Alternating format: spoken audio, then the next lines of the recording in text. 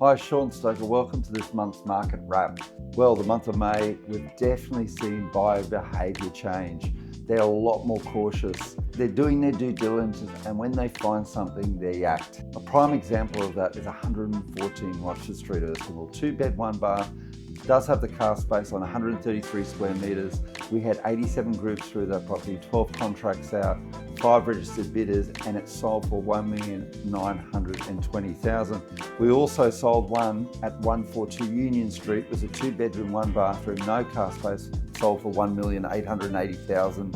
Saying that, they bought it back in 2021 for $1,910,000. That was right at the peak in 2021. And the reason they sold, and even though they sold for $30,000 less, is they're seeing brilliant opportunity out there for the larger houses that were once 2.8 million and now dropped to 2.4 million. So there's just a realignment on price, but once people are starting to get their heads around that realignment, they're moving forward.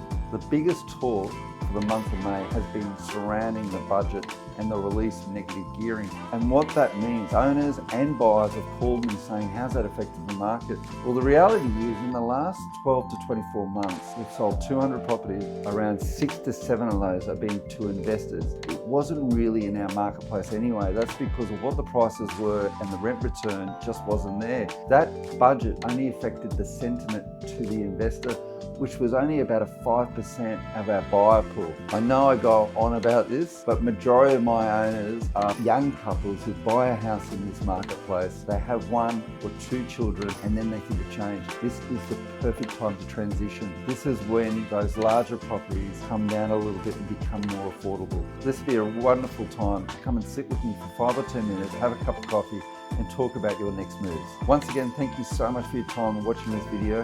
I'll see you on the streets of the inner city.